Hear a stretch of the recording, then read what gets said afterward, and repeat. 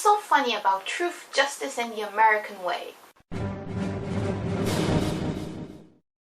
I don't know if it was because I had such low expectations for it, but I actually really liked Superman vs. the Elite. Superman vs. the Elite is for Superman what Batman Under the Red Hood is for Batman. And I say that because they took a lot of liberties with the material, but for this movie's case, in this movie's case, they kind of had to. One of the reasons why I was apprehensive about it is because I knew that you're going to have to fill the story with something, the original story with something, to fill that 75-minute time frame. And I was thinking that whatever they come up with has to be crap. But in fact, the things that they did in this movie added a lot of depth to the characters, particularly the Elite.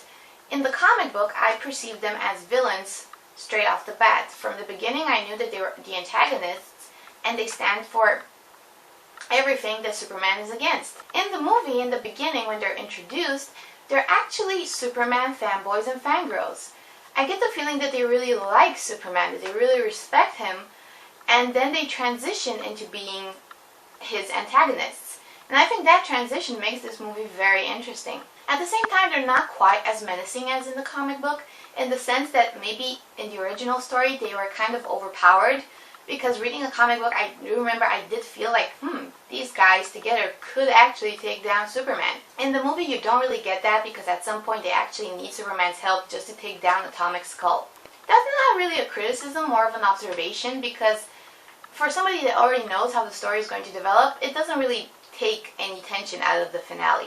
Of course, the big thing for this movie was to present Superman's inner conflict and how he deals with the situation that the world is very accepting of these darker heroes that obviously don't believe in the same things that he believes in.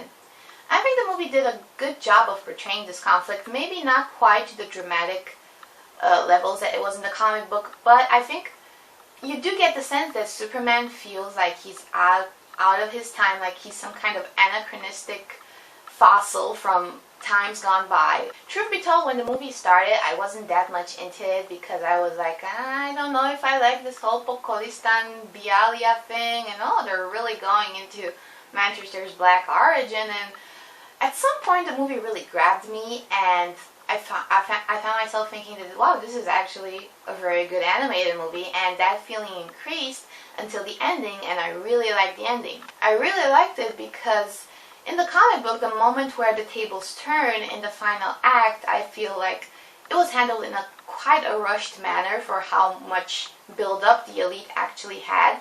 But in the movie, like at the end, Superman goes to work. He's like angry God mode on. The biggest problem for me, though, is that I hated the way that Superman was animated in this.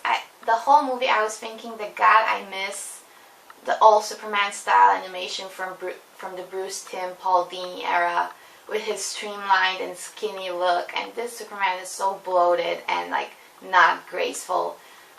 And it's really such a shame, because finally we have a movie that manages to capture the complexity of this character that everybody seems to doubt, but he's not animated in an attractive way. It's like watching the freaking super baby flying around.